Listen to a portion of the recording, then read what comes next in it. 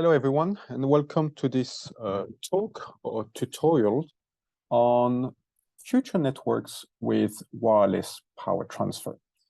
My name is Bruno Clerks. I'm a professor at Imperial College London in the Department of Electrical and Electronic Engineering. So the outline of this talk is the following. I will first introduce the notion of wireless power transfer or wireless power transmission, and that I will simply refer as WPT.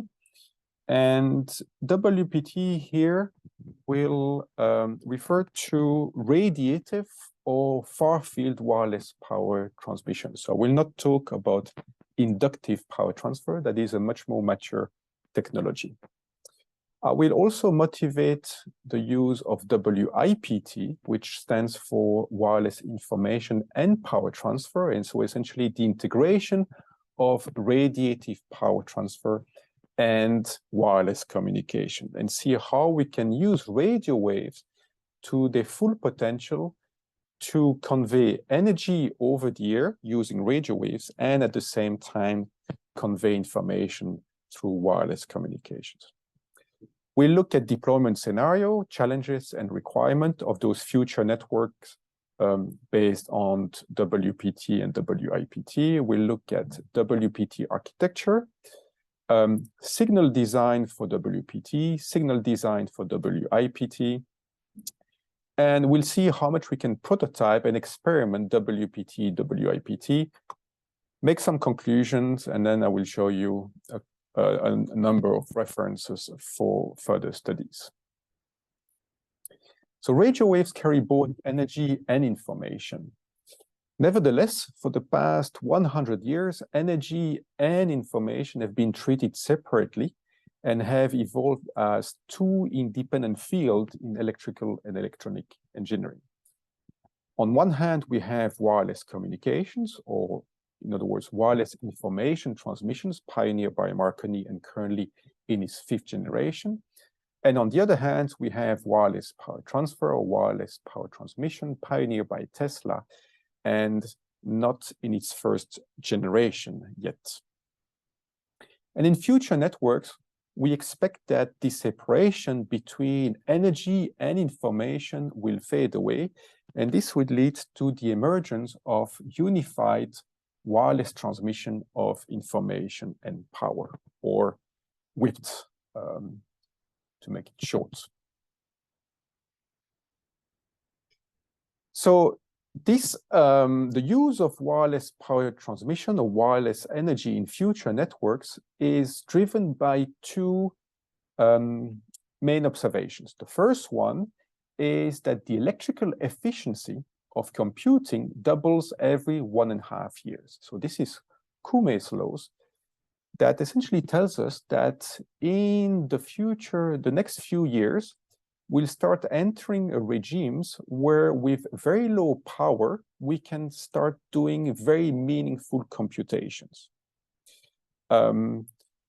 And the second motivation is the emergence of trillions of IoT devices or Internet of Things. And so this explosion in the number of low power devices that needs to communicate, but also operate completely autonomously, will trigger or will stimulate the design of or redesign of future wireless networks, such that we don't only communicate using radio waves, but we also energize using radio waves. And so this is an example here where you have multiple transmitters in blue and multiple receivers. You can have sensors like temperature sensor, or you can have smartphones, and essentially the spectrums and the radio waves and the infrastructure will be used in the most efficient way to deliver information to some of the device, to energize other device, or to deliver information and energy jointly to some of those devices.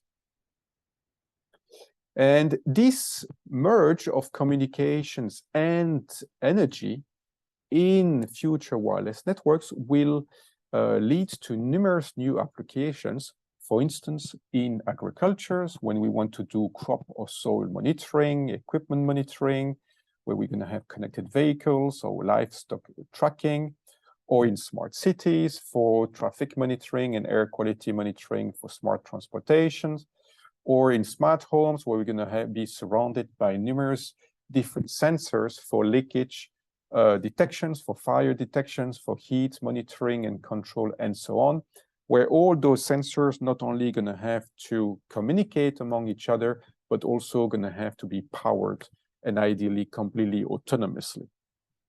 So to further motivate these emerging technologies of wireless power transmissions and wireless information and power transmission, let me show you a short video that further illustrates the potential of this technology.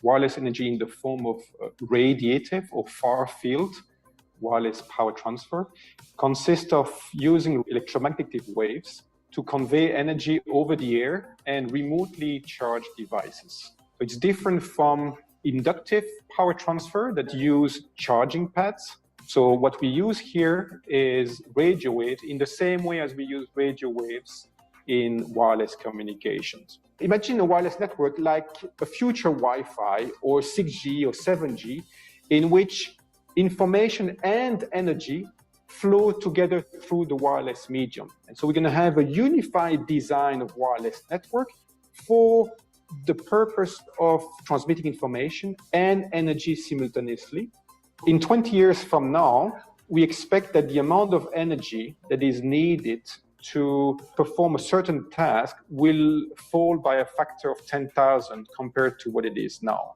So that means that this will open the door to very low power devices. And so this explosion of low power devices calls for rethinking of wireless networks, not only to communicate, but also to energize. And so wireless power will bring numerous new opportunities that we haven't been able to explore so far.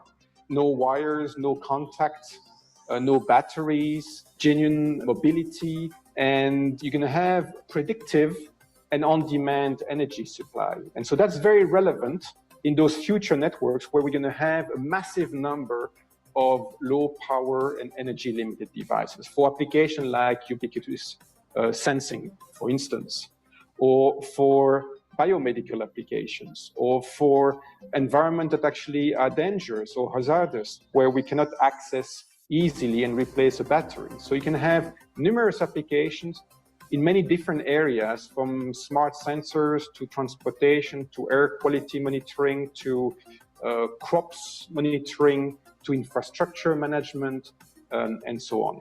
It's energy efficient because we are already surrounded by so many radio waves that what we want to do is to exploit it to their full potential instead of wasting them in the sense that they're only used for communication purposes. The energy that is carried by those waves is essentially not exploited for harvesting purposes currently. Over the past few years, we have seen a growing interest from industries. And so we have developed a prototype that is validated all the theoretical designs and algorithms.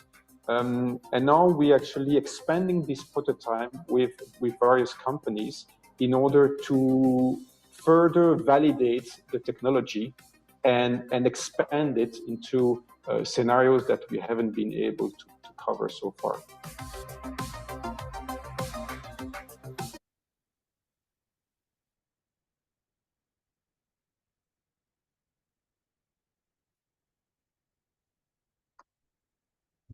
So in this talk, I will further elaborate on these theoretical designs and algorithm and prototype and experiment that I was referring to in this short video. And to do so, I will first talk about deployment scenarios, challenges, and requirements of those WPT and WIPT technologies. So WPT can take different forms. on the top here, you see WPT with co-located antennas, where one transmitters deliver energy over the air to one receiver, and the transmitter and the receiver potentially can be equipped with multiple antennas.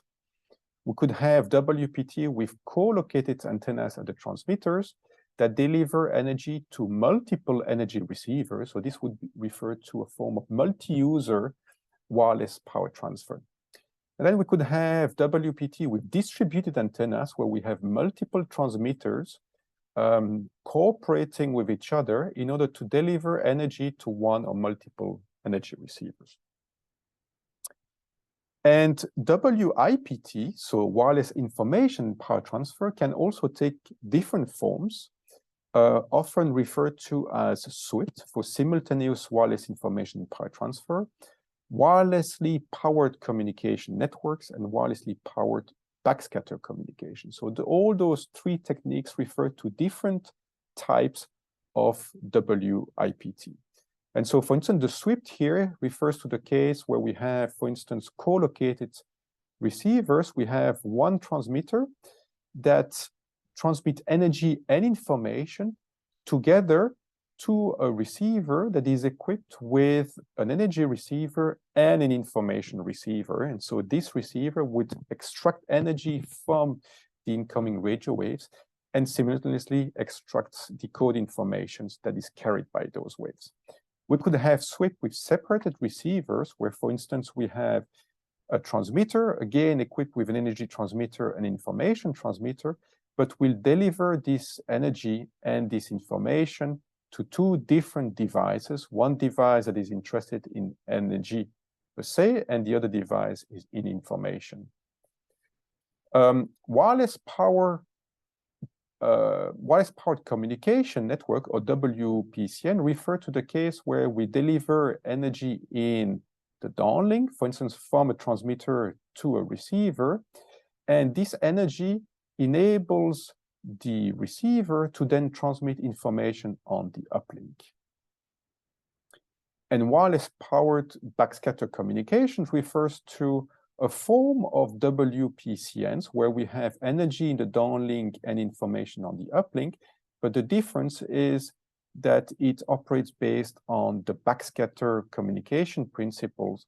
And so the tag per se is not equipped with an oscillator, but essentially modulate informations over the incoming radio waves coming from this RF transmitter. And so this enables the tags to harvest part of the energy to operate and autonomously, and reflect part of the energy and modulate that reflecting part in order to convey information to a reader, for instance.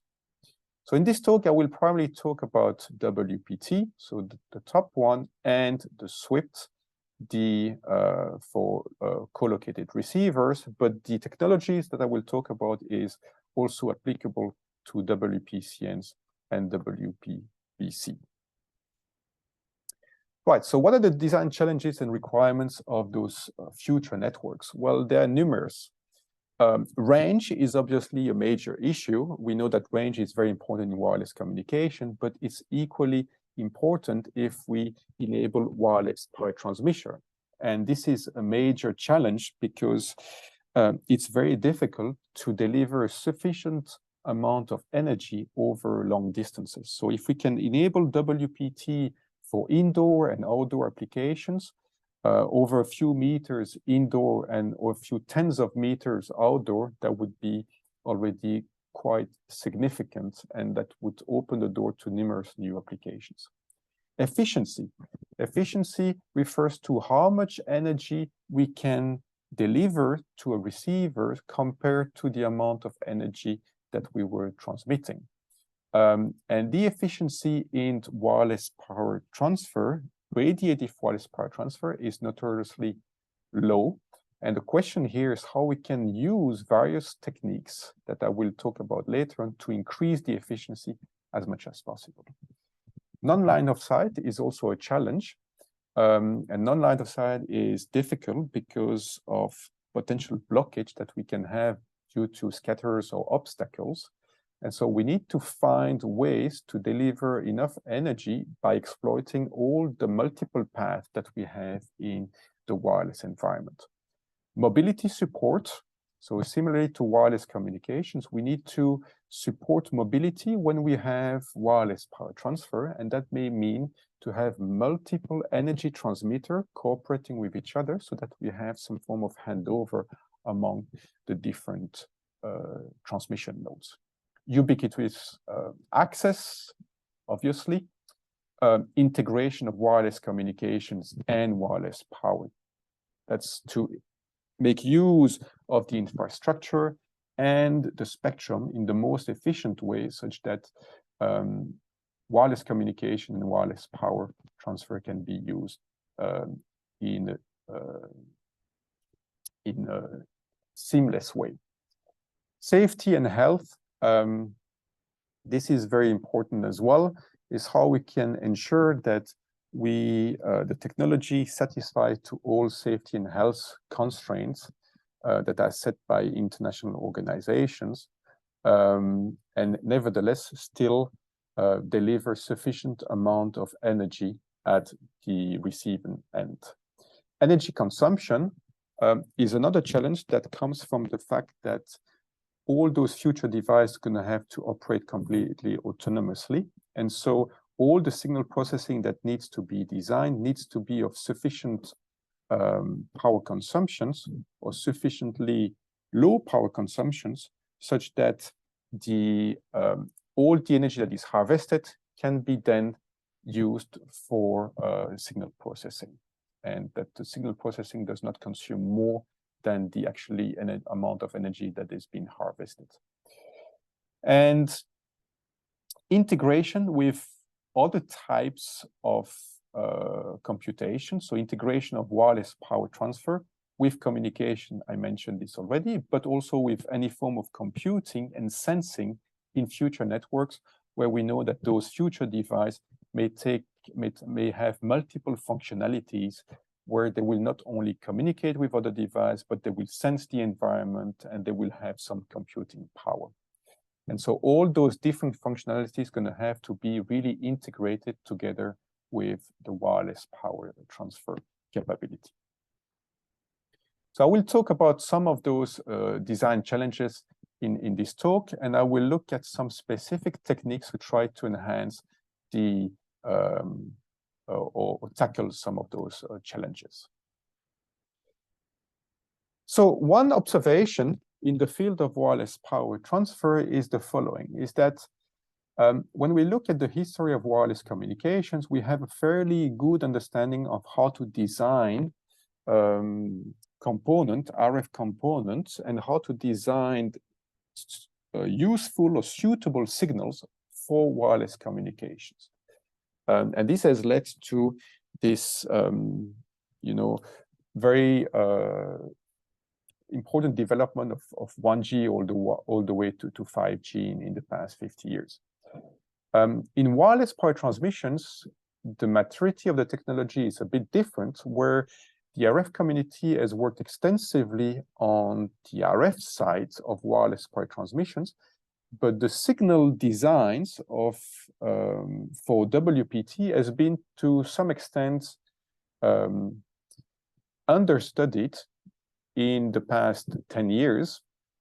And we don't have a good understanding, or at least till a few years ago, we didn't have a good understanding of what is a good and efficient signals for wireless power transfer. And because of this lack of understanding of signal theory for WPT, essentially, we could not come up with a unified signal theory for wireless information and power transmission. And so one of the purposes of this talk is also to discuss about how we can design suitable signal for WPT and for WIPT.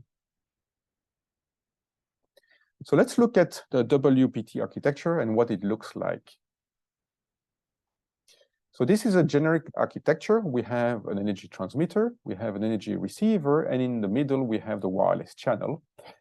And what we want to do in WPT is that we have a DC power source, and we convert this DC power source into an RF power. We broadcast this RF power over the air.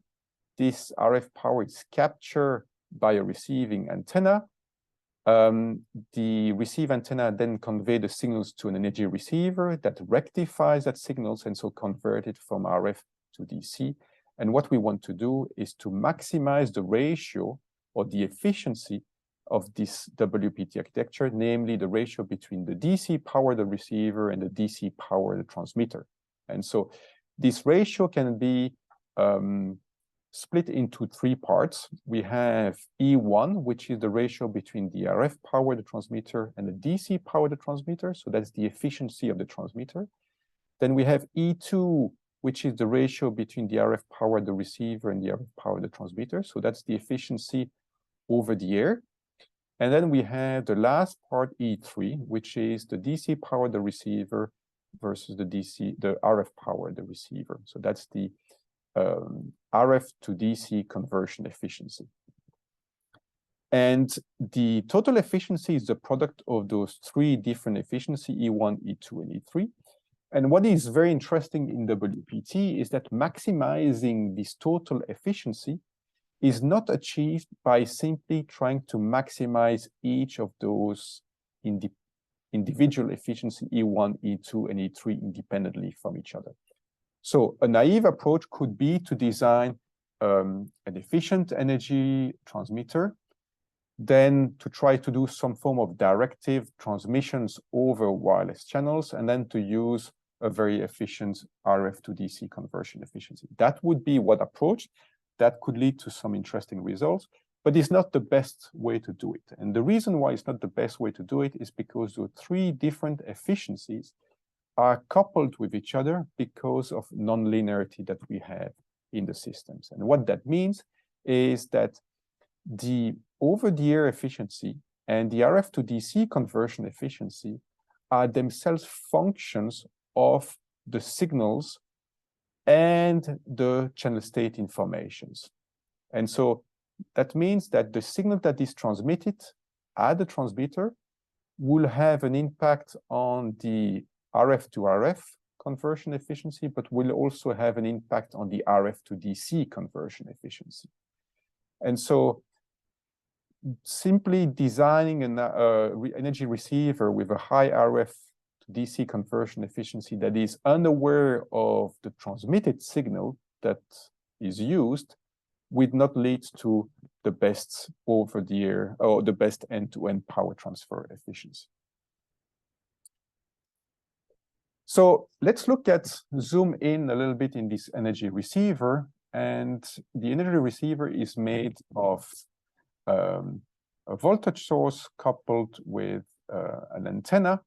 This is representing essentially the impinging waves on the antenna and the antenna impedance. We have matching networks here, and then we have a rectifier that is made by this nonlinear device, so this diode here, and the low pass filter. And this energy receiver, essentially what it tries to do, also called rectenna, so this antenna coupled with the rectifier, tries to convert RF energy into DC energy.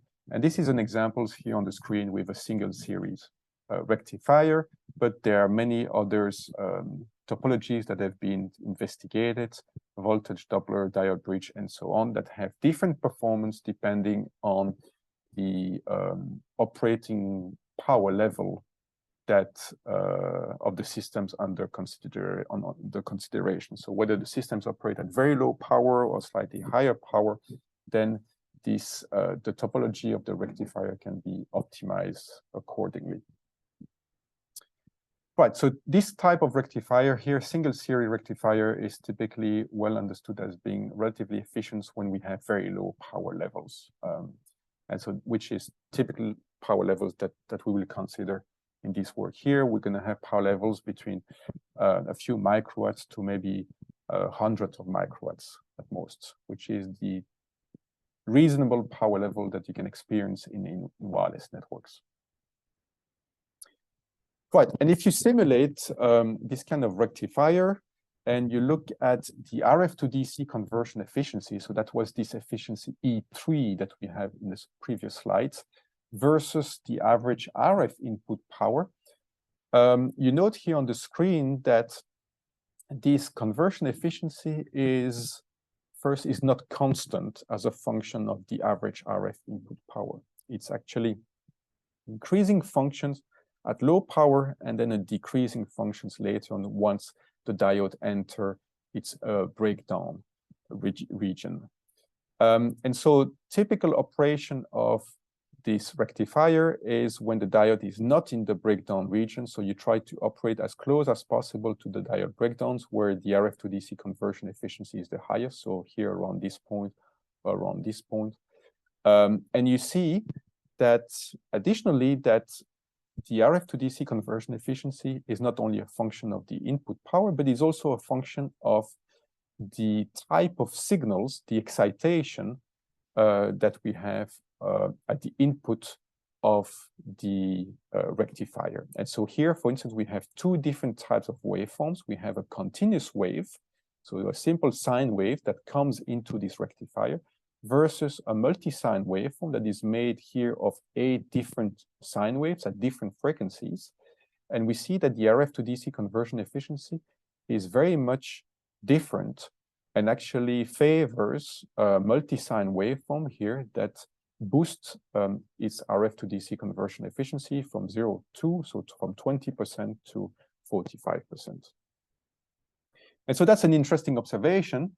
And this is due to the non-linearity of the rectifier that favors signals with some specific properties. And that's the reason why in the previous slides here, I was highlighting that the signals that we choose at the transmitter and that we can optimize at the transmitter has a major impact on the amount on the RF to DC conversion efficiency. And that's the reason why this entire system ideally has to be optimized end-to-end, such that the signal design and the whole RF design work together to maximize this end-to-end power transfer efficiency. Right, so if we want to design suitable signals for wireless power transfer, we need to start somewhere, and this somewhere would mean trying to understand how we can model the energy receiver. And what we can show using relatively simple model, taking a Taylor expansion of the IV characteristic of a diode, is that the DC power at the output of this energy receiver can be written as follows.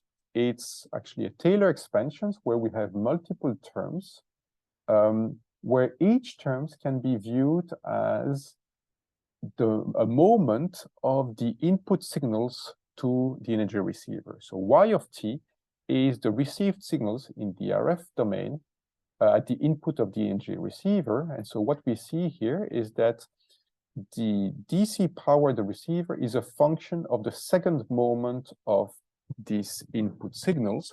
So in other words, the second moment is nothing else than the RF power of this input signal. So the DC power is a function of the input RF power. That's what it says. But additionally, we have other terms and higher order terms that actually function of higher order moments of these input signals Y of t at the input of the energy receiver. And in particular is a function here of the fourth moment.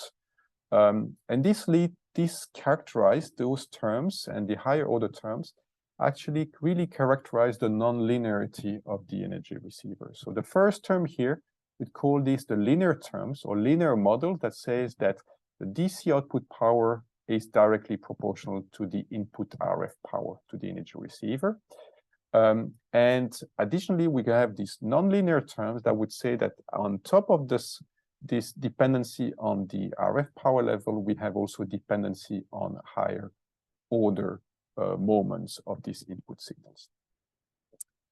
And the presence of those higher order terms actually have for consequence that maximizing the over-the-air efficiency is not the same as maximizing the over-the-air efficiency coupled with RF to DC conversion efficiency.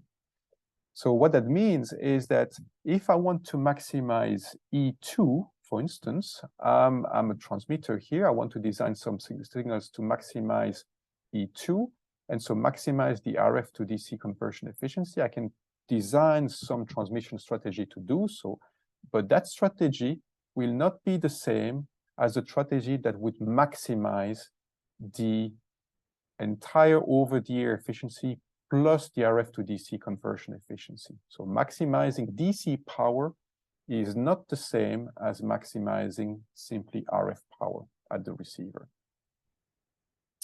And this is because of these nonlinear terms. And so we'll see this later on how significant this can be.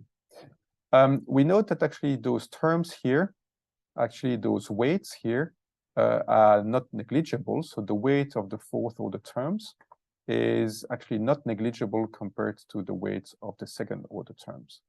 And so depending on the amplitude of those signals Y, this nonlinear terms actually can be non-negligible compared to these first terms, these linear terms. And so this is the reason why also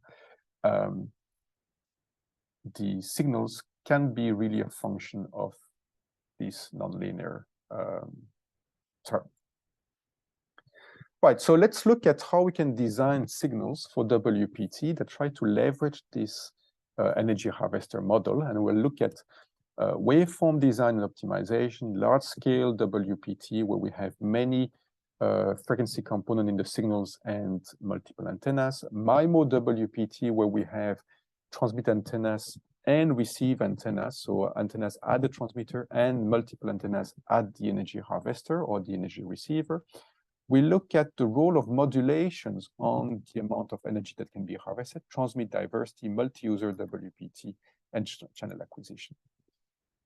So let's imagine that we have a signal at the transmitter that looks as follows. This is a multi-sign signals where I have my signal x of t is transmitted on transmit antenna M and is made of n sine waves, each sine waves corresponding to a given frequency f of n. And each of those sine waves is allocated a certain amplitude and a certain phase. This would be the phase on frequency n at antenna M, and this would be the amplitude on frequency n and antenna M. And we transmit these multi-sign, multi-antenna signals or waveform over the air. It travels through a multipath channels, and so the received signals at the input of the energy receiver, which we denoted as y of t in the previous slide, is now obtained as follows, where we see that the magnitude and the phase are now corrupted by the frequency response of the wireless channel. So A and M is the magnitude of the channel on frequency n and antenna M, and this component here is the phase change on frequency n and antenna M incurred by the wireless channel. And so in the complex field, the frequency response of the channels will be essentially given by its amplitude and its phase. And what we want to do is to design the amplitude and the phase of the multi-sign signals such that we can maximize the amount of DC power that is delivered at the output of the energy receiver, assuming that the frequency response of the channel is known at the transmitter. So assuming we know this quantity here, how can we design the amplitude S and the phase phi so that we maximize the amount of energy that is delivered at the output of this energy harvester? Right, so we end up with an architecture that looks as follows. So this is an adaptive closed-loop WPT system where the channel is known to the transmitter. So we have our RF source, the wireless channels. We have the energy receiver here that is a bit zoomed in, but essentially we have the receive antenna, the matching network, and we have the rectifier that potentially could be complemented by a DC to DC converter, but this essentially will capture our DC power level at the output of the energy receiver. And we imagine that we have some form of channel acquisition and feedback mechanism that helps to inform a transmitter block here on signal optimization that will change and adapt the transmit signals or the transmit waveform according to the channel state information, such that whenever the channel changes, the transmit waveform, so the magnitude and the wave and the phase across the different frequencies and across the different antennas changes in order to maximize the amount of DC power that is delivered at the output of this rectifier. And so this leads to an optimization problem that writes as the following. I have here the model that I explained before, where we had these linear terms, the second order terms and the nonlinear terms. So this sum captures essentially the amount of energy that is delivered at the output of the energy harvester. And what I want to do is to find the set of amplitude and phases at the transmitter of this multi-antenna, multi-sign waveform, so that I can maximize this quantity, the output DC power, subject to transmit power constraints. So this term here capture and says that the maximum transmit power that I have available at the transmitter here is equal to P. So I cannot use a transmit power that goes beyond this. And given this constraint, I want to find the best set of amplitude and phase that maximize the DC power for a given channel realization. So of a given impulse response or frequency response of the channels. And whenever this channel changes, then we have to rerun the optimization and rerun the signal optimization here in order to adjust the signals as a function of the channel. And this can be done for any number of transmit antennas, any number of frequency component that we have in the multi-sign waveform, and for any order, truncation order of this Taylor expansion. So here I showed you with actually a truncation order 4, but actually we can have higher order terms as well. And so we can have a systematic waveform design or methodology that enables to solve this problem using convex optimization tools. And this is the outcome of this optimization. For instance, here we have a frequency response that looks like this. So over 10 megahertz bandwidth, we have the channels that looks like this. So this is the magnitude of the frequency response. And we see that for some frequencies, the channel has some deeper fade, and on some other frequencies, the channel is stronger. And this is the solution of these optimization problems here.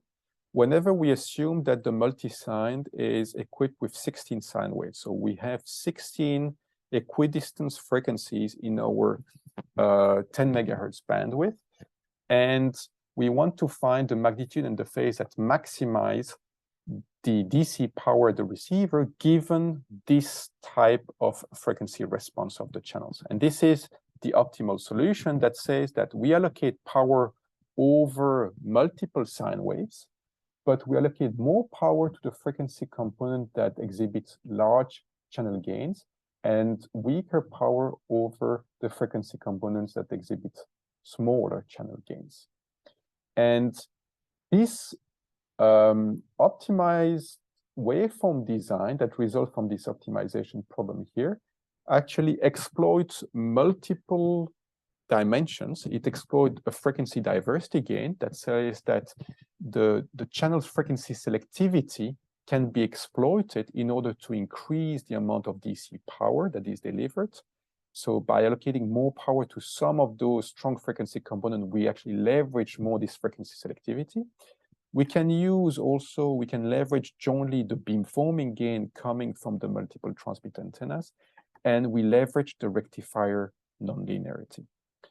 And this shape is really results from a trade-off between maximizing the second order terms, so the linear terms, and leveraging the nonlinear terms. If we had maximized only the first order term here, so the second order term here, so these linear terms, and we had ignored this, what would have happened in this power allocation across frequencies is that we would have allocated all the power to the frequency component here that correspond to the strongest channel. And so, for instance, across those 16 frequencies here, the frequency that has the largest channel gain is this one here, is this one. And so if we had ignored the nonlinearity of the rectifier, we would have allocated all the power only to this frequency component here. And so all the power would have gone to this one instead of distributing the power across multiple frequency components. And so this nonlinearity that we have here essentially have for effect that instead of allocating all your power to a single frequency component that correspond to the strongest channel gain, you actually distribute this over multiple frequency components, because distributing this over multiple frequency components help boosting these nonlinear terms. So that's what the optimization shows. And if you do that, you can have significant performance in terms of DC power that is delivered to the load. So this is an example here where we do circuit simulations, where we have every time a different channel realization, we optimize the waveform in red, and then we feed that waveform to a circuit simulator, and we evaluate the DC power at the output of the rectifier. And we see two types of waveform here. The first one in blue is when you don't adapt to the channel state information. So you have a multi-sign waveform, but you spread the energy uniformly across all the different sine waves. And in red is when you adjust the power level across the different sine waves. And you see that by doing so and by allocating the power, suitably across the different sine waves, you can boost the power level quite significantly. Right. So the challenge is that the solution of this optimization problem results from a non-convex optimization problem, which does not is not easily implemented in state-of-the-art, I would say, prototype. And so it's of interest to come up with a very low complexity in the implementation, and so some waveform design that implementation friendly. And so this is what we have here on these slides, where the idea is of this waveform design is that you allocate more power to the frequencies exhibiting larger channel gains and weaker power to the other frequencies. And so this property, we can reflect this using a very simple power allocation strategies that says the power that I allocate to frequency n will be proportional to the amplitude of the channels on frequency n, but I will allocate a certain exponent here, beta, that will be such that this beta can try to really amplify the strong frequency components and attenuate the very weak ones. So for instance, this beta can be equal to 1, and in that case, the power allocations, or here the amplitude of the signals on frequency n will be actually a linear function of an. But if I take beta equal to 3, essentially I will try to amplify the strong frequency component and attenuate the weaker ones. And this is what we see here. If we have beta equal to 1, we have a tendency to slightly emphasize the strong frequency component and slightly attenuate the weaker ones. But if we take beta larger, like equal to 3, for instance, we really try to emphasize much more the strong frequency components and attenuate the weaker ones much more. And so in blue, this is the optimal solution. And we see that by adjusting this parameter beta, we can essentially come up with a very low complexity solutions that approximate the optimal solutions.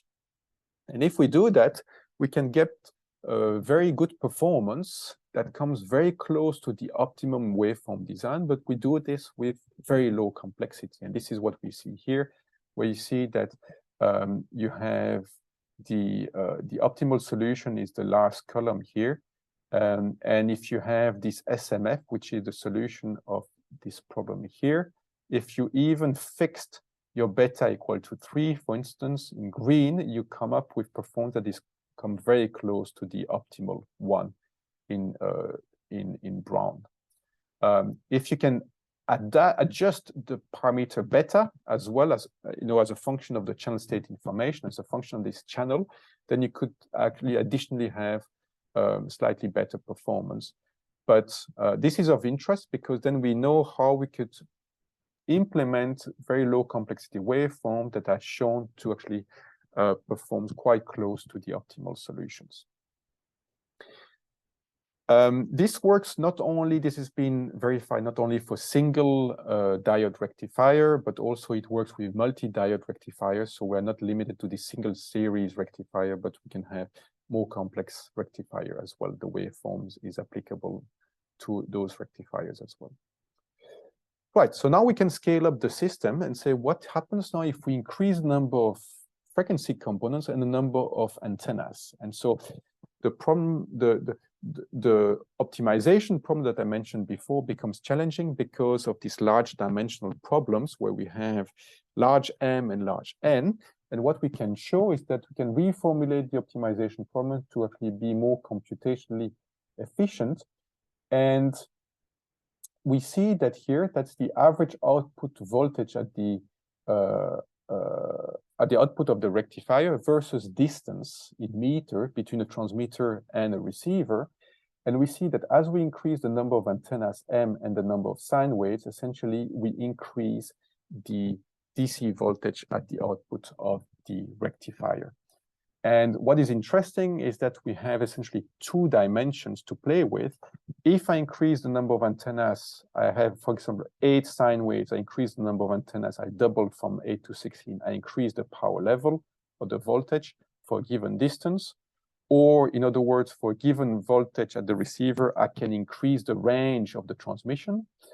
Or I can also, for a given number of transmit antennas, I can increase the number of sine waves and have an additional benefit. And so the spatial dimensions and the frequency dimensions are complementary and the gains are cumulative. And so that enables you to boost the end-to-end power transfer efficiency and increase the transmission range of WPT, which is 2 of the critical challenges that I mentioned at the beginning of this talk. Right, something else we can do is instead of having multiple antennas at the transmitter, we could have also multiple antennas at the energy receiver. And we have here 2 examples of how to leverage multiple antennas at the receiver. We could have a DC combining where each antenna is connected to a rectifier.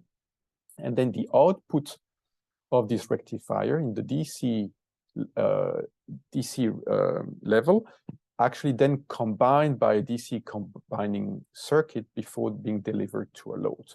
Or we can have RF combining where the signals in the RF domain are first combined in the RF domain and then fed into a rectifier. And so the design of the rectifier here and there is slightly different because here the rectifier has to operate on very low power level, while here the rectifier operates on a higher power level, given that all the signals from all those different antennas are already fed and combined in the RF domains in order to be fed to a single rectifier. So here we have multiple rectifier, but low power level. Here we have a single rectifier operated at a higher power level.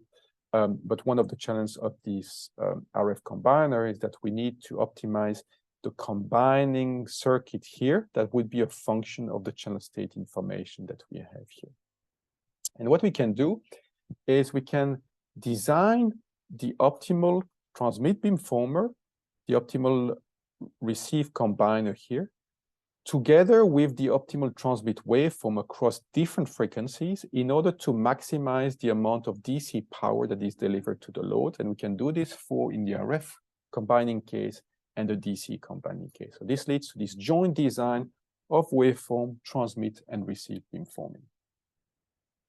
And this enables you to have higher performance gain as well. So what we can show here is that in theory, if you don't have any loss, this RF combining is actually very superior over the DC combining because it can exploit the nonlinearity of the rectifier much better. And because this rectifier will operate at higher power level, its RF to DC conversion efficiency will also be higher, therefore leading to a better RF to DC conversion efficiency of the overall multi-antenna energy receiver. Unfortunately, one of the challenges here is that this kind of RF combining circuit has losses, and when we capture the loss into the design, then it becomes much more difficult to identify which one among those two strategies is actually the most suitable one. Maybe a hybrid mode that combines DC and RF combining is actually the better option. Right. Another signal design strategy is modulation. So we may ask ourselves, what is the role of modulations? Why would you modulate the signals at the transmitter, and what would be the benefit of doing that? Would that help boosting the RF to DC conversion efficiency? And the answer is yes. So if different modulation of the transmit signals would have different impact on the RF to DC conversion efficiency and therefore on the DC power delivered to the load. And the reason for this is because those modulation, they induce random fluctuation of the transmit signals. And according to this model, different fluctuation will lead to different fourth order terms and therefore leads to a different DC power delivered to the load. You could have different modulations that have the same transmit power and so will achieve the same first order term here or second order terms, but will have different moments, fourth moments, and therefore will lead to different DC power delivered. And so what we can do is to design input distribution or modulation with large fourth order terms here. And one example of this is this on-off keying that only has two mass points and essentially says that either I don't transmit anything, so that's what is reflected by this term here. I don't transmit anything and I do this for a certain portion of the time, or I transmit something.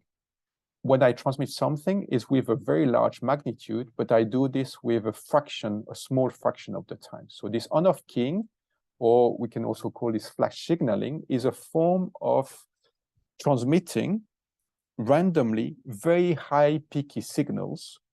And so these signals appear for a fraction of the time, but when they appear, they come with a very high amplitude. And so we can show that this kind of modulation have an average power constraint that is constant, whatever the parameter L, but the increasing L will lead to a higher fourth order term. So increasing L will lead to a larger magnitude here, but a lower probability. So increasing L will lead to a low probability of high amplitude signals. And the larger L, the larger the fourth order terms. So according to this, it would be favorable to have signals with large L so that we have a larger fourth order terms. And this is what we can see here on those circuit simulations, where we have the received power versus modulation type. And we have here a simple continuous wave with no modulations. And then we have the classical modulation used in communication, BPSK 16 QAM, a continuous complex Gaussian modulation, real Gaussian, and then we have this on-off keying with different parameters of L. And we see that having a larger L leads to actually significant gain over those traditional modulations by a factor of, you harvest 3 times the amount of energy that you could harvest from just using continuous wave or BPSK. At some point, there is no benefit increasing L because we enter the saturation regime of the rectenna, and the saturation regime is when the rectenna enters this diode breakdown behavior. So once you actually enter this regime, you have actually a decrease in the RF to DC conversion efficiency. This is due to a saturation of the rectifier. So if you transmit signals that are extremely peaky, So you transmit rarely signals, but when you transmit is very high amplitude, what it may happen is it actually will saturate the rectifier because the amplitude of the signal is too high. And so the RF to DC conversion efficiency will drop. And so this is what we see here on these circuit simulations. Right.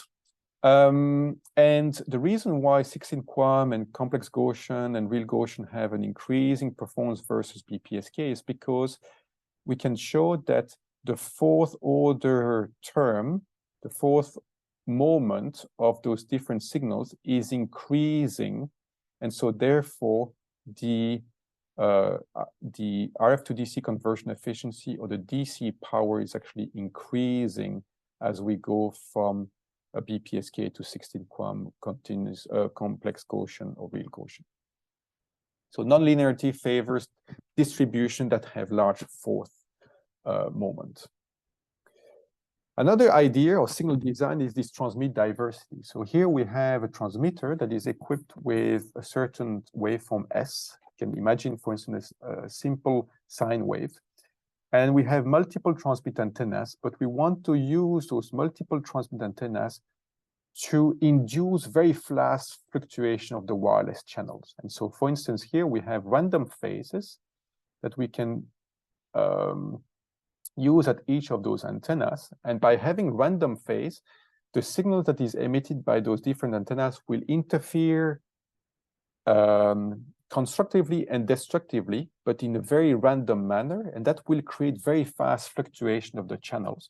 And those fast fluctuations, we can show that actually they lead to an increase in this fourth order term here, in this fourth moment, and therefore will lead to an increase in the DC power. And so creating wireless channels where you induce fast fluctuation, increase the power level at the receiver, and boost the RF to DC conversion efficiency. The interesting things with this is that this is an architecture that does not rely on any knowledge of the channel transmitter. So we do not adapt the waveforms and those phases as a function of the channel. We just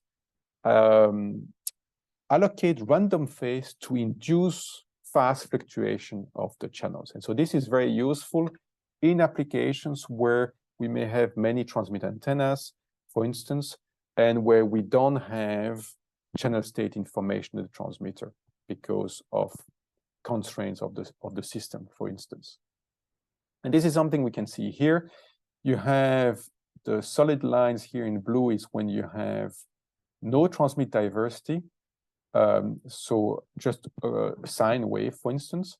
And the dashed line is when you use this transmit diversity. So you actually induce fast fluctuation of the channels, and you see that you have an RF to DC conversion efficiency that is increasing, despite the fact that the average power at the input of the rectifier is constant for those two strategies. So if you use any of those two, the power level at the input of the rectifier is the same. The power level here will remain the same on average, but the output power level will be different because a signal that creates fast fluctuation of the channel will actually lead to a higher fourth order terms here, and therefore a better DC power at the output of the rectifier, even though all those signals have the same strength in terms of RF power at the input of the rectifier on average. Right, so this can be very useful for very low implementation complexity. So for massive Internet of Things applications where those devices are so energy constrained that maybe it's difficult for them to report back some form of channel state information to the transmitter, for instance. So let's move on to the multi-user case. So here we have wireless power transfer, but instead of delivering energy to one receiver, we have multiple receivers. So we have multiple energy receiver that are represented here by multiple rectennas, rectenna 1 to rectenna k, and we have k channels, h1 to hk. And so what we can imagine is that there is a trade-off between the amount of energy or power that is delivered to rectenna 1 versus what is delivered to rectenna 2 and rectenna k.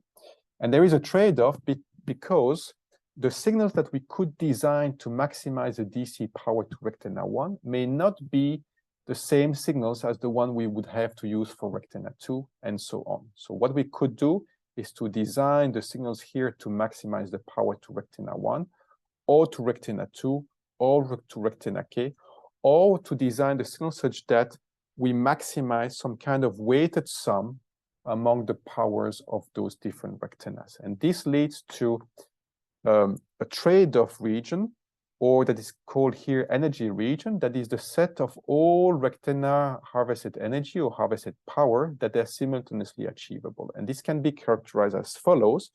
It's a weighted sum of the power that is harvested at each of those rectennas. So I have here the power that is harvested by rectenna k, that is a function of the magnitude and the phase across the different antenna and the sine wave that I use at the transmitter. And I have a weight here that tells me that I want to favor rectenna k, for instance, more than the other rectenna. And by summing over all those terms, I have essentially a weighted sum energy. And by adjusting the weights, I can characterize this trade-off between the power level that is delivered to those different receivers. And we are still subject to a power constraint at the transmitter. And this is what we have here, for instance, where we have 20 transmit antennas and 10 frequency components in our multi-sign signals. We have the voltage output at the at user 1, so at rectenna 1 versus the one at rectenna 2. And TDMA is obtained here when you design the transmit signals to favor antenna 1 or rectenna 1 or rectenna 2. And this solid line is when you try to find the magnitude and the phase of these multi-antenna, multi-sign signals so that you maximize this weighted sum energy. And so you see that you can enlarge this energy region, and so therefore deliver more energy to those two receivers, because you try to really design the waveform so that they are suitable for both user 1 and user 2.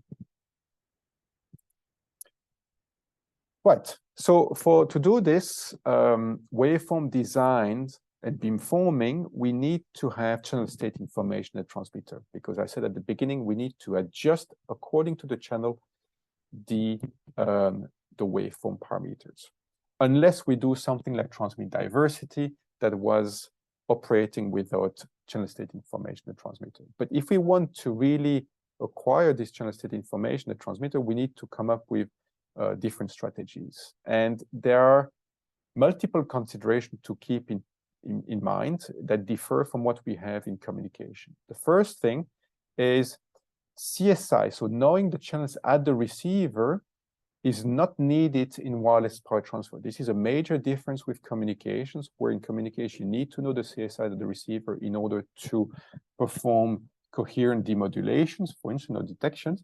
Here we don't need so. The energy harvester does not require to know the CSI of the receiver.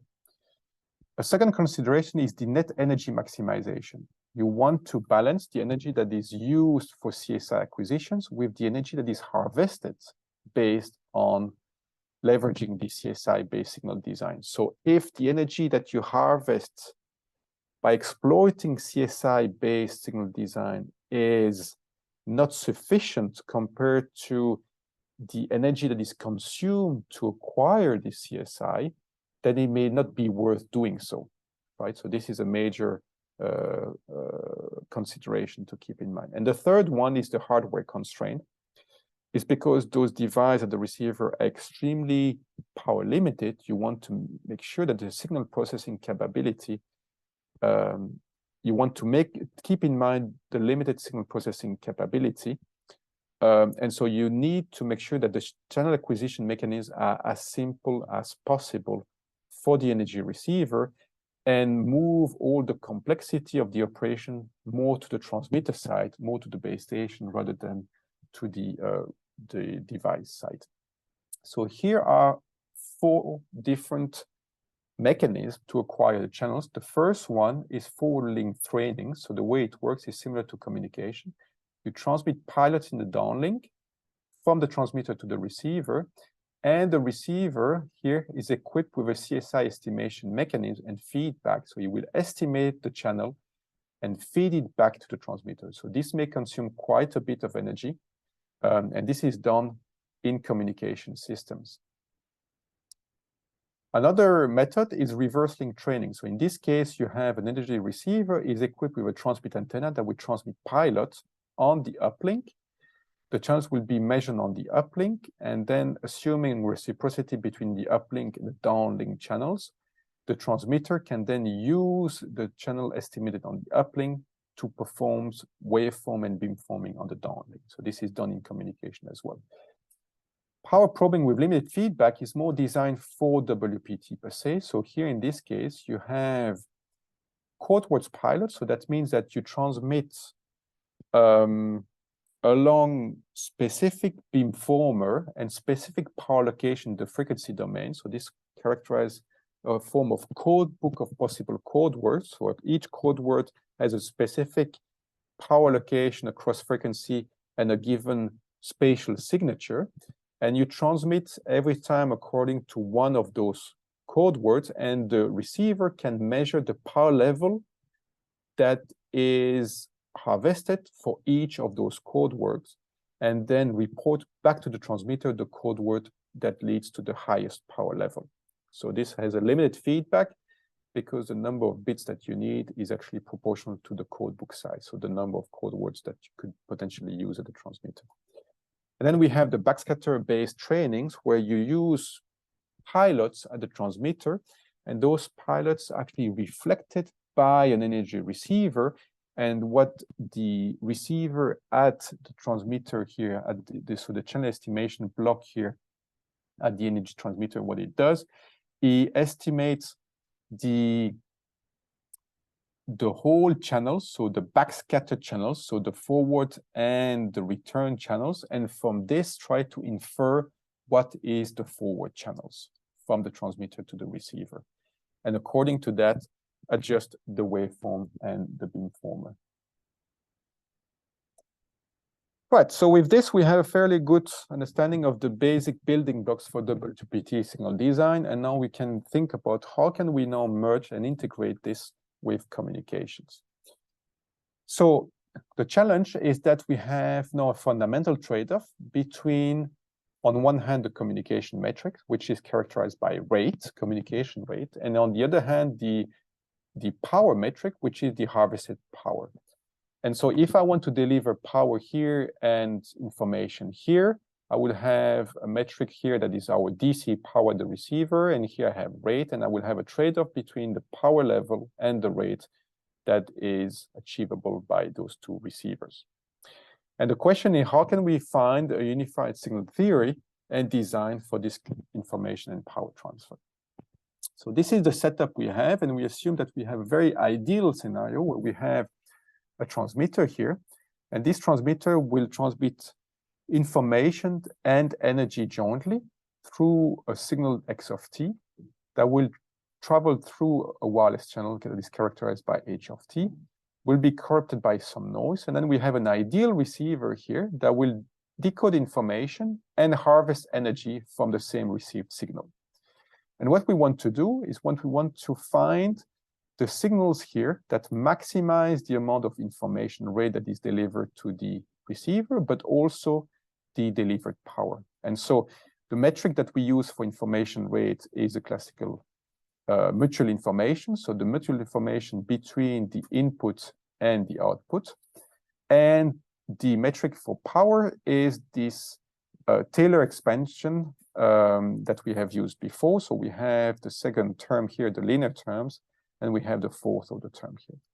And what we want to do is to maximize or supramize the mutual information. So find the distribution of the input signal X that maximize this mutual information subject to two constraints. On one hand, we have the transmit power constraint, same as what we had before. And on the other hand, now we have a constraint on the amount of power that we want to be delivered to this receiver. So by adjusting this constraint, PD, we can require more or less power to the receiver that is being delivered. And according to this constraint, then the optimal input signals should change because of this change in the constraint in the power delivered. If we remove this constraint here, we have a classical problem that we have in communication, which is maximizing a mutual information subject to power constraint. And if our noise is Gaussian, we know that the solution to this problem is obtained by using Gaussian inputs. Gaussian inputs would maximize here our mutual information subject to an average power constraint.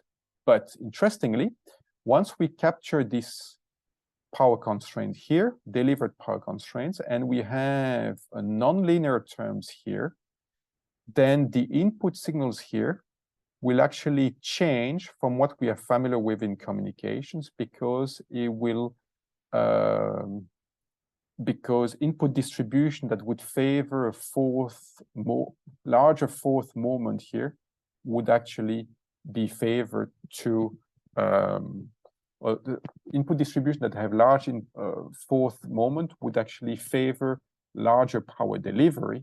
And so there is a trade-off between finding good input distribution that maximize rates versus maximize power delivery. So this is a problem that can be solved, and I will show you some results in a minute. But this assumes an ideal receiver where from these received signals, we can extract any information and any power that we want from the same received signals, which is not feasible with current technology. And so this is reflected here by this ideal receiver where we have incoming signals, and then you can assume that the signal is split ideally between two parts without any loss of energy. One part goes to the energy receiver and the other part to the information decoder. So that's the ideal receiver. Which is not feasible in practice. So more practical receivers would be time-sharing, power-splitting, integrated receiver. Time-sharing, what it does is switch here at the receiver. We have an RF switch, and it will switch between the energy receiver and the information decoder. The power splitter will split the received signals into two parts. A portion of the received signal will go to the energy harvester. A portion will go to the information decoder. And then we have the integrated receiver where the signals go through the energy harvester. And at the output of the energy harvester, we try to decode information from these rectified signals. And so the benefit of integrated receiver is that we don't need this baseband conversion and this classical modem operation that we use in communications or in the power splitting and the time switching receivers. We have very low complexity design because actually the low pass filter and the rectifier here act as an envelope detector, and essentially we try to capture any information that is remaining at the ripple level at the output of the energy harvester. And so this helps having very low complexity receiver because you don't need to have this whole baseband conversion. Right, so let me show you what happens when we have this ideal receiver and show you this trade-off between energy and rate. So here, if we want to maximize the rate, and we don't care too much about the energy that is delivered to the receiver, what we can choose here, we can choose a Gaussian input. So my transmit signal X that I had here would be Gaussian distributed and would be circularly symmetric complex Gaussian random variables. So half of the power would be allocated to the real part and half of the power would be allocated to the imaginary part. And this would be sufficient to maximize the rate, as we know in communication, and would be sufficient to actually deliver a certain amount of energy. But then beyond a certain point, if we want to harvest more energy, then we need to start allocating more power to one of those two components, either the real part or the imaginary part. And as we increase the demand for energy, we see that actually there is a decrease in the amount of rate that we can deliver. And as we move from D to C to B to A, essentially we allocate all the power to only one of those two dimensions, so either real or imaginary. So in this case, for instance, we allocate all the power to the real part and zero power to the imaginary part. And this leads to a loss in terms of rate, but it leads to an increase in terms of energy delivery. And the reason for this is because if you have a real Gaussian random variable with a certain variance P, this will achieve a larger DC power or larger fourth moment than if you use a circularly symmetric complex Gaussian random variable where you split your power uniformly across the real and imaginary part. And so this gain here between D and A was already reflected in the circuit simulations that we had earlier here, where we see that there is the real Gaussian leads to a higher gain than the complex Gaussian because the real Gaussian has a higher fourth order terms than the complex Gaussian. So that's the reason. So that shows you that this has a big impact on the trade-off between rate and communication, between communication and power. And so if we want to merge communication information, depending on the need in the network, we would have to adjust the signal designs to either favor more information or more energy, depending on the demand of the different receiver. And this trade-off between rate and information is really non-trivial and is really a consequence of the non-linearity that we have at the receiver, at the energy receiver. And so what that shows here is that in communication, you typically have symmetric input distribution, where you allocate the power uniformly between the real part and the imaginary part.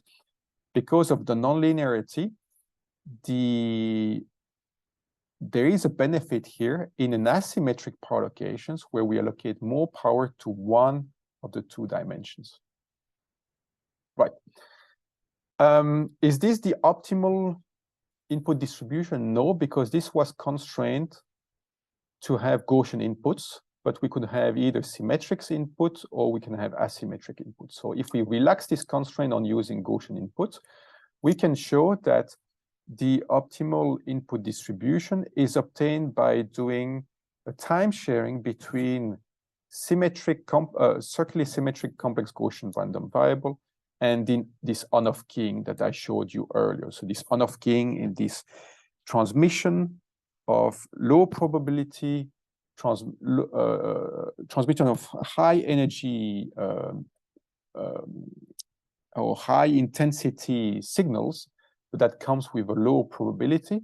And by doing time sharing between this kind of signals and circularly symmetric complex Gaussian random variables, we can actually enlarge further the trade-off between information and energy. So that was done for single carrier. Then we can do this now for multi-carrier. So here, imagine that you have a transmitter where we have multiple frequency components, and you want to use those multiple frequency components, like for instance, as we have in OFDM, we want to use this in the most efficient way to deliver information and energy.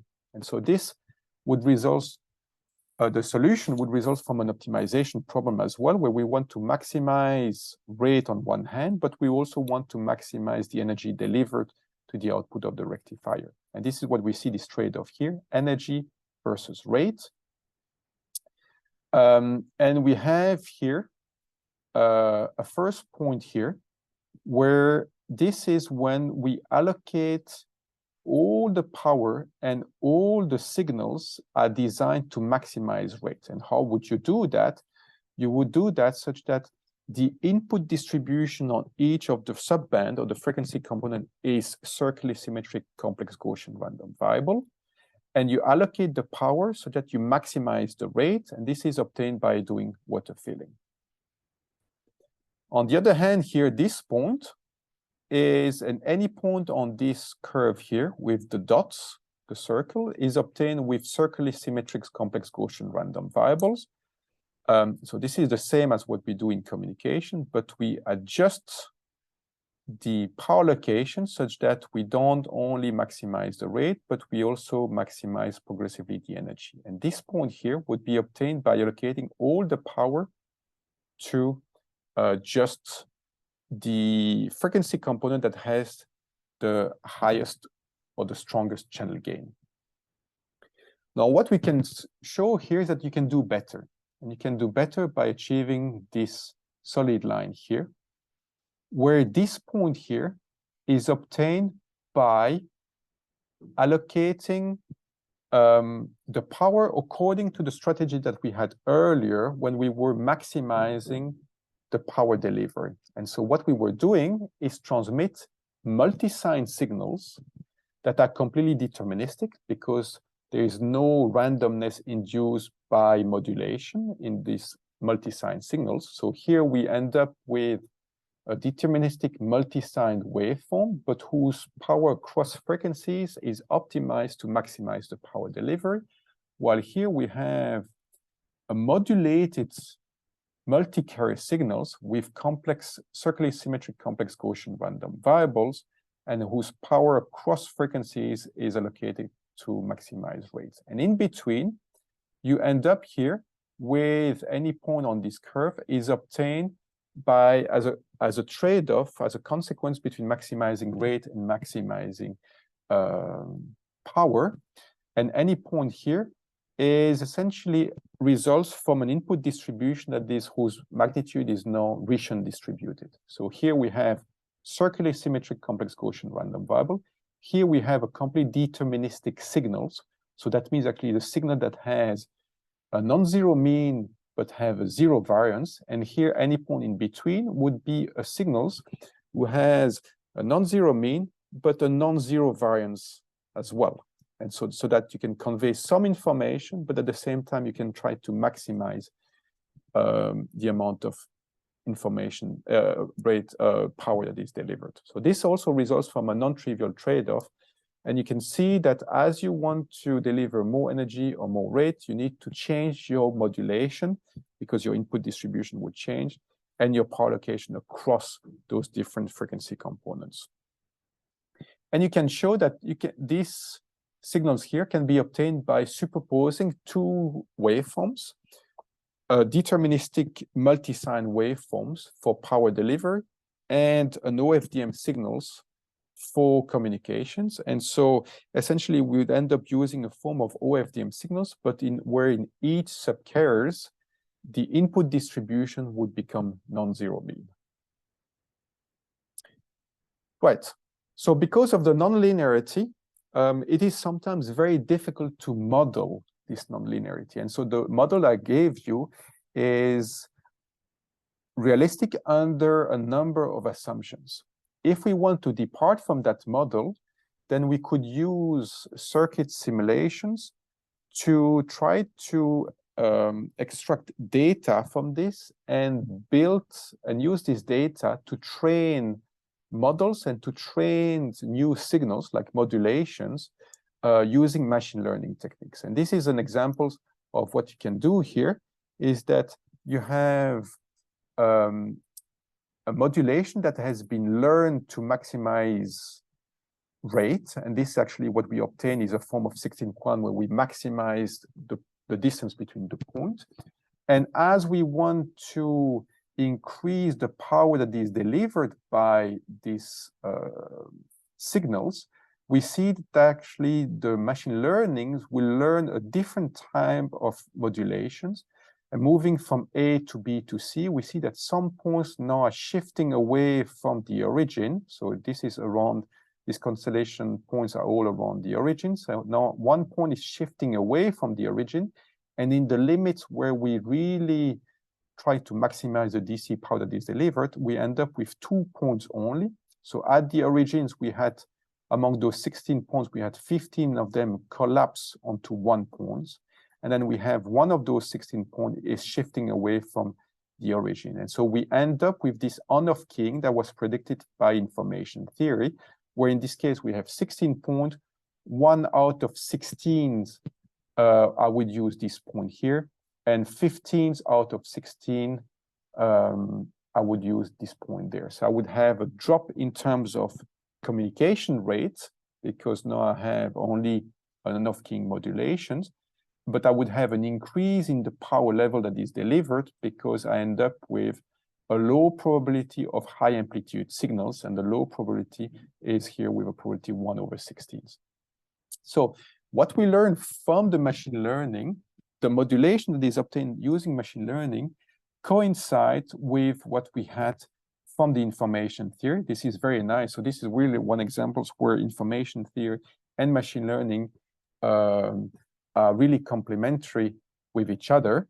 But this would work with other types of models compared to the one we used in the information theoretic limits based on this Taylor expansion. And we can do this for coding as well, short block lengths and multiple access or multi-user transmission. Right. And so this here again shows that as you move from this point to this point, you see that you can go from a 16 QAM constellation to this on-off keying, and you can really increase the power that is delivered. Right, so now let's move on to prototyping experimentation. And the goal here is to establish an environment we can really demonstrate the feasibility of all the theory and the algorithms that I've shown so far for closed loop and open loop wireless power transfer and the merge of communication and wireless power, so this WIPT. So how can we design those optimized WPT signals, how we can implement the CSI acquisition and channel estimator, how we can design efficient rectenna, and how can we integrate all those different building blocks into one prototype and verify the advantages of all those different type of signal design that I showed you earlier: waveform, beamforming, modulation, transmit diversity, receiver design, and so on.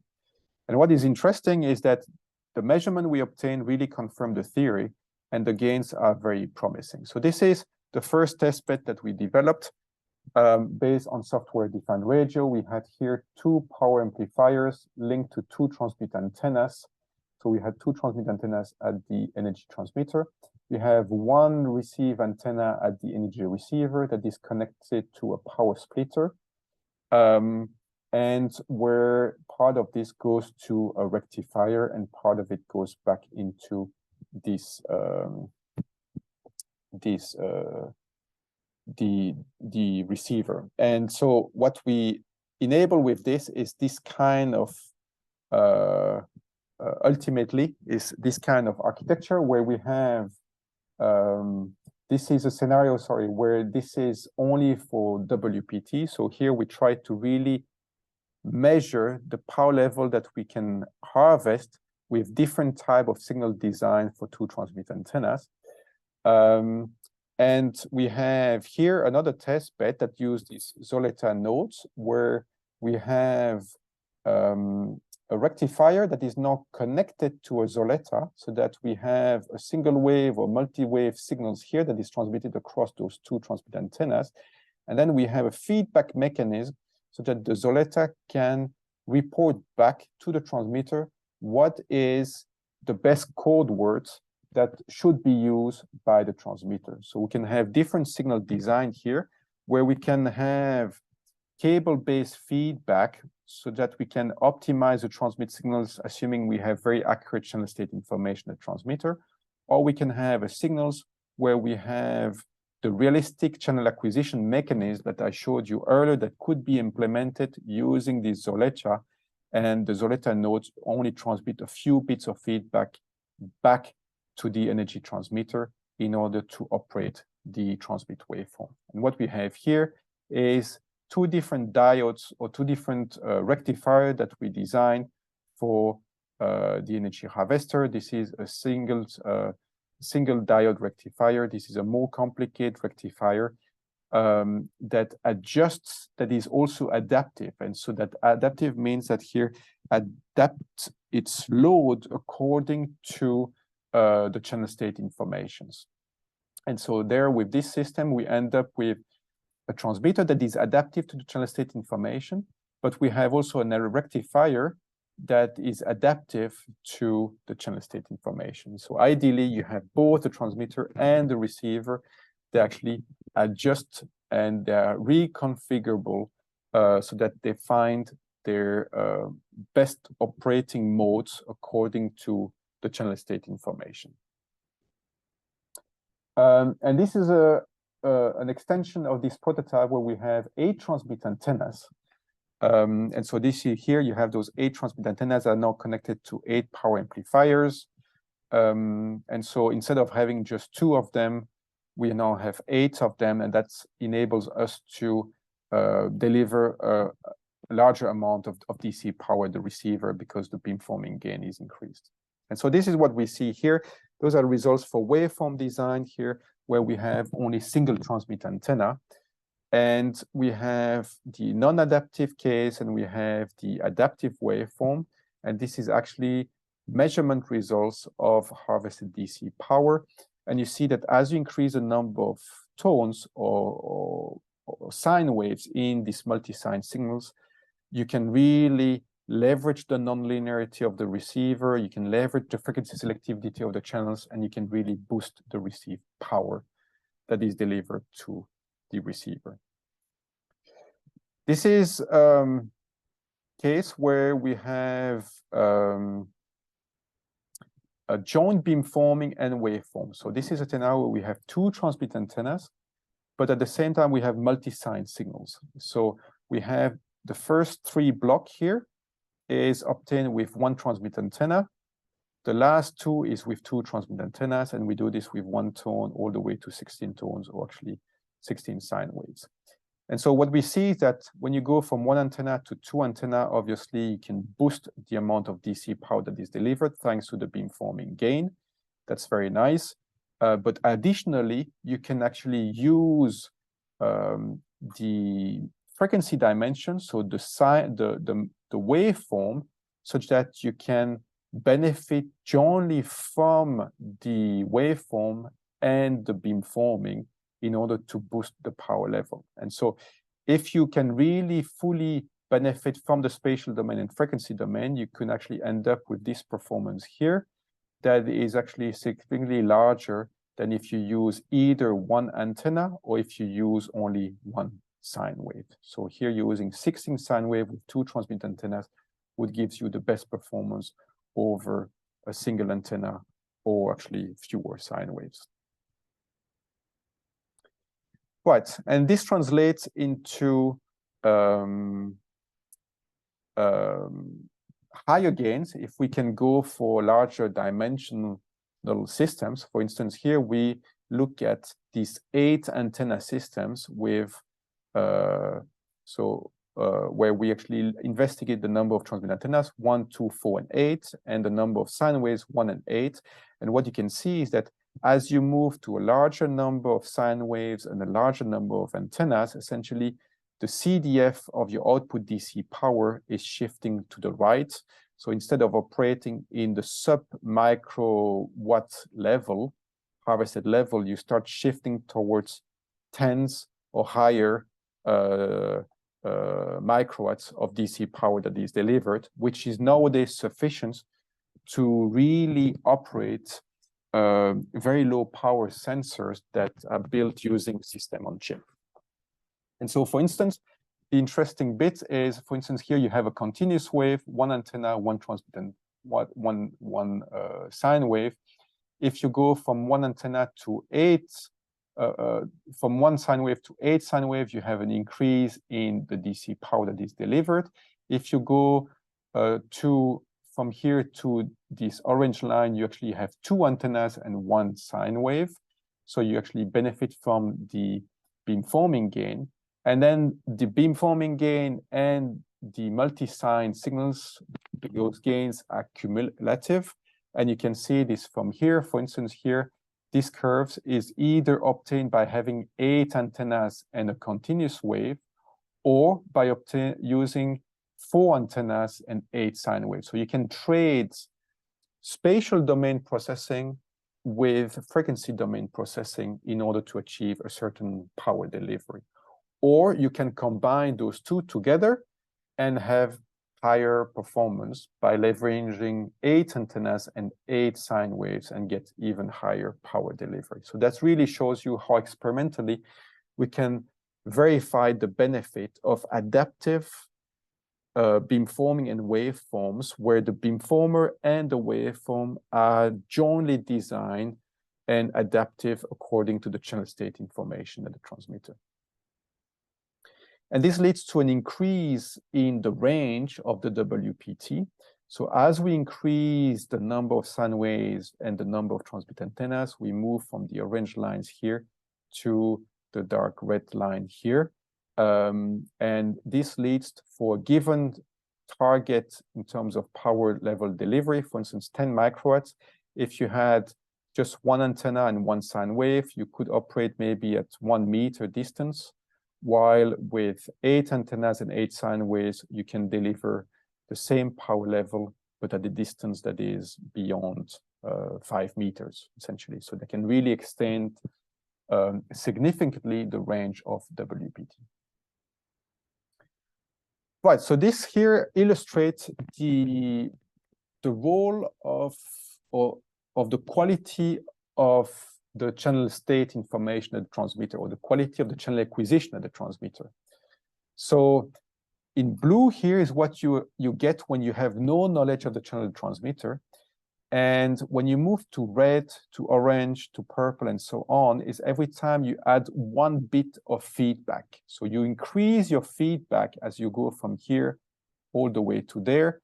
This in gray is the performance you would achieve if you had an infinite number of bits of feedback. So a perfect CSI knowledge at the transmitter, perfect knowledge of the channel at the transmitter. And you see that as you increase the number of bits of feedback, you actually can refine the beamforming and the waveform strategy, and essentially you increase the power level that is delivered to the receiver. And this is as a function of the number of tones. So whatever the number of tones, essentially, as you increase the number of bits of feedbacks, you can increase the power that is delivered. And so you see that there is a trade-off between the number of bits of feedback and the DC power that we can deliver. For given application, for some application, they may not be able to report too large overheads, and so there will be constraint in terms of the amount of DC power that is delivered. For other applications, we can maybe afford a larger overhead and so deliver a higher amount of power. This is the effect of the modulation. So measurements of the modulation, I showed you that before, that was obtained prior, that was obtained with circuit simulation. This is actually actual measurement. And you see that you also have, you don't have a gain of 200%, but you have a gain of roughly 100% by using this on-off keying over BPSK modulation. And this is the gain obtained by transmit diversity, so experimental gain. And we see here again that if you have, for instance here, blue is your 1 antenna continuous wave. This is 2 antenna, but using transmit diversity. And you see that you have a quite significant DC output gain, DC power gain that is obtained by this inducing this fast fluctuation of the received signals at the receiver.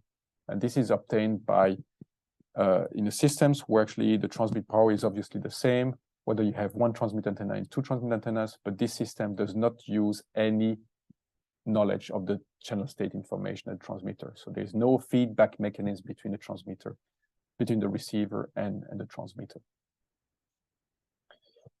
And this is the prototype for WIPT. So this is when we merge communications and power transfer. So we have now a transmitter where we have a multi-tone signal generator for WPT. We have an OFDM signal generator for WIPT, for instance, and we superimpose those 2 waveforms, and we optimize the signals for WPT and the OFDM waveforms.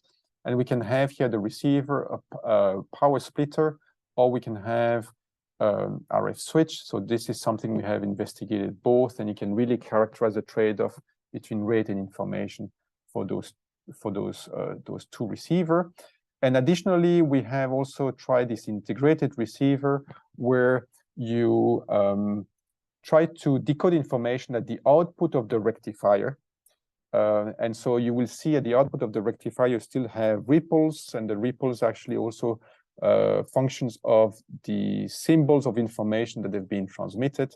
And you can really extract information from those ripples, and so achieve non-negligible rate with very low energy harvester and very low receiver design that are only based on envelope detector, essentially. And you can characterize the trade-off between rate and energy delivery as a function of those, the receiver design.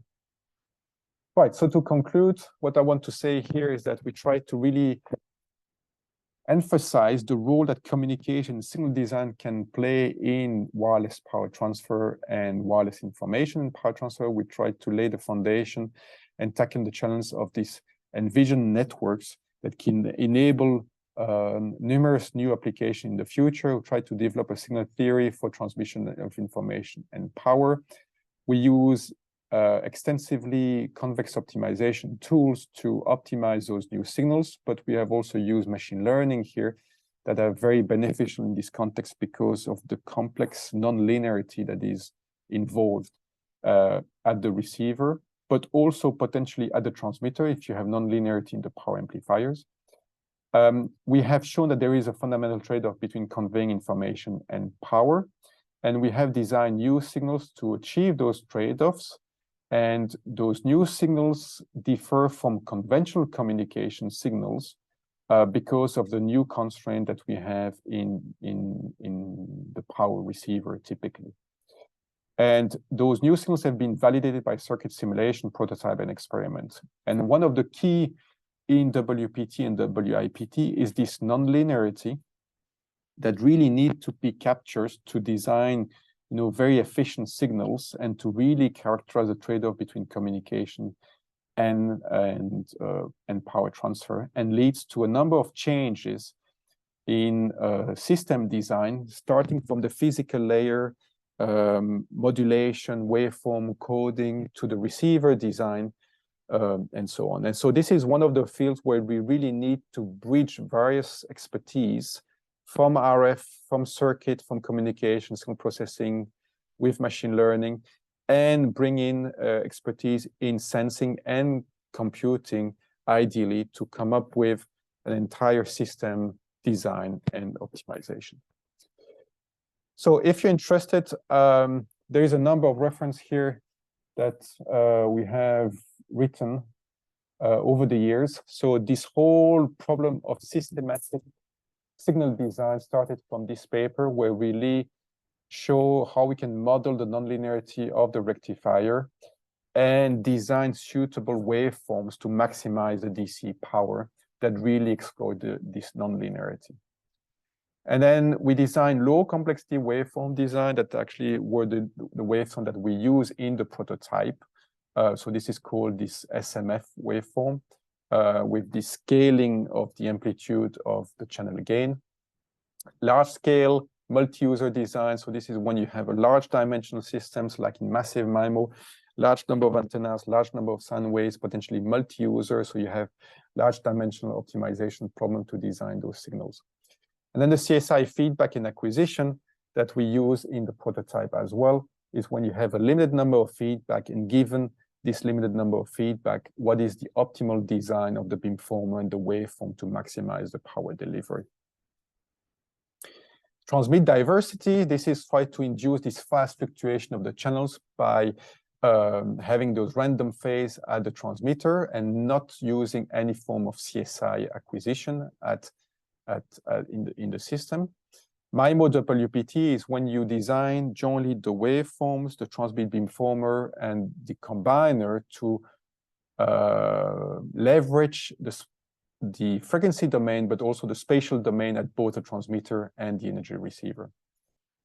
And then lately, we have looked at waveform design when we have nonlinearity not only at the energy harvester, but also at the power amplifier at the transmitter side. And then the interesting thing is that there is a trade-off in the waveform design between exploiting the nonlinearity of the energy harvester that favors signals that have a bit peaky in the sense that they maximize the fourth order terms or this fourth moment of the input signals. And on the other hand, signals that actually are suitable for power amplifier nonlinearity that typically have low PAPR. And so depending on which nonlinearity is the most dominant, and that depends on the operating regime, whether it's the power amplifier nonlinearity or the energy harvester nonlinearity, then the waveform design has to change and results from this kind of soft trade-off between exploiting transmit and receive nonlinearity. And then in prototyping, we have brought all those algorithms into the prototype I showed you, where we actually demonstrate the feasibility and the benefit of the various signals that I mentioned: modulation, waveform, beamforming, transmit diversity, and so on. We show the gain in terms of range expansion. We show the benefits in terms of scenarios where we have distributed antennas as well. So we can use those signals, but across multiple transmitters in order to maximize the power delivery. And we can show this in scenarios where we have real closed loop wireless power transfer, where we have adaptive waveform and beamforming based on limited feedback. When we move to WIPT, we have this fundamental trade-off between rate and transfer, and the corresponding signal design in terms of waveform input distribution modulation. So this is done in this paper first, and then the extensions to more to other types of signals have been done in those subsequent papers. The fundamental limit, so this tries to characterize the fundamental limit between rate and power delivery, and this is obtained by this time switching between circularly symmetric complex Gaussian random variables and on-off keying. The use of deep learning techniques to really learn new modulation, coding, multiple access schemes that really captures all the nonlinearity that we have in the system. And then finally, the prototyping of WIPT, where we try those different type of receivers, time switchings, power splitting, and then the integrated receiver. And if you're interested, here are 5 tutorials. So the first one is focusing on communication signal design for WPT only. The second one is trying to bridge RF signals and system design to design the first generation of mobile power networks. So try to look at those future networks that really benefit from WPT, but trying to really bridge RF signal and system design. This one is really about understanding the fundamentals of wireless information and power transfer, starting from the modeling of the energy harvester and see how this modeling can influence the signals and the system design. This one is future networks leveraging WPT and various signal processing techniques that I mentioned briefly today, various machine learning techniques that could be used together with computing and sensing frameworks in order to maximize the benefit of WPT in future networks. And the last one here is trying to emphasize on the prototyping and experimental activities to show the feasibility of those wireless information power transfer for future networks. And last but not least, if you're interested, there is this special issue in the proceedings of IEEE that we organize on future networks with wireless power transfer and energy harvesting that looks at WPT and energy harvesting in various forms for various applications, for sensor applications, for biomedical applications, where we look at the different building blocks of the systems from various people with different backgrounds, from communication and RF design and circuit design and so on. Right, thank you for your attention.